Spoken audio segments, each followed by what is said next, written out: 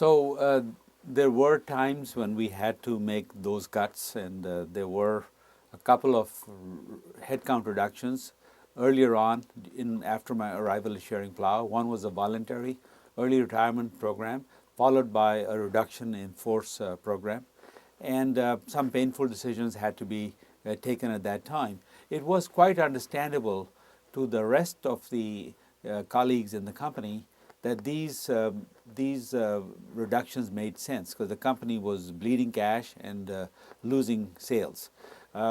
Later on, we had another challenge in our company, and we had to reduce costs further. And at that time too, when the action was announced, the logic was pretty clear to the people that that was the right time.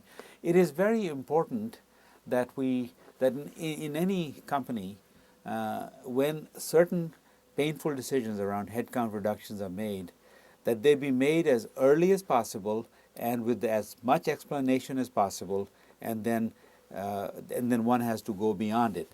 And when the reductions are actually made, they should be done as fairly as possible so that those colleagues who are exited, there's a good sense among the ones who remain why certain decisions had to be taken.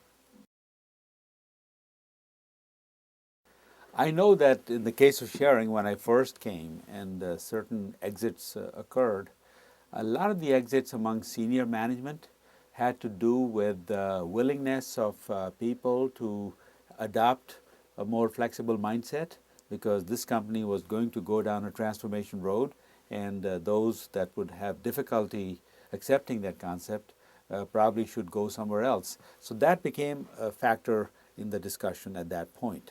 When one does a reduction in headcount under cyclical circumstances or unexpected circumstances, then in many cases whole departments get shut down or whole sales divisions get restructured, in which case you might have different groups of people leaving the company, quite different from the people who might leave the company when a CEO just arrives in a new situation.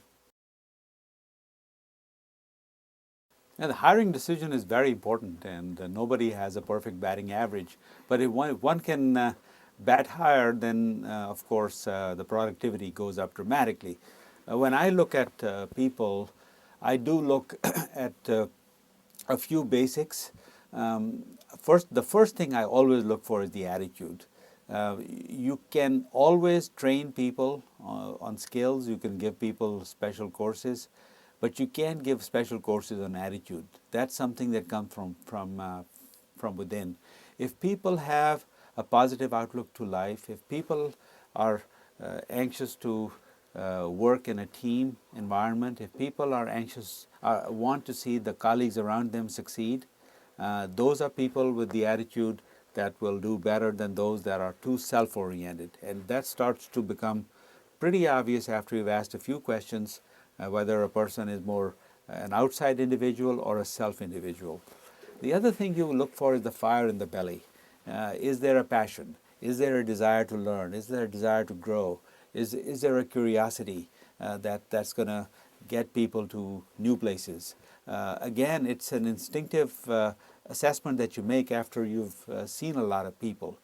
And finally, you look for people who will have the ability to learn, absorb, and grow. Sometimes people may not become competent in their own areas, and that probably will then not allow them to be very good. If you're trying to hire a good research scientist in pharmaceuticals and they don't seem to have the ability to be a strong research scientist, then they may have the right attitude and the fire in the belly, but they're not going to be very successful in that job. So, but I do place a very high level of weight on the attitude.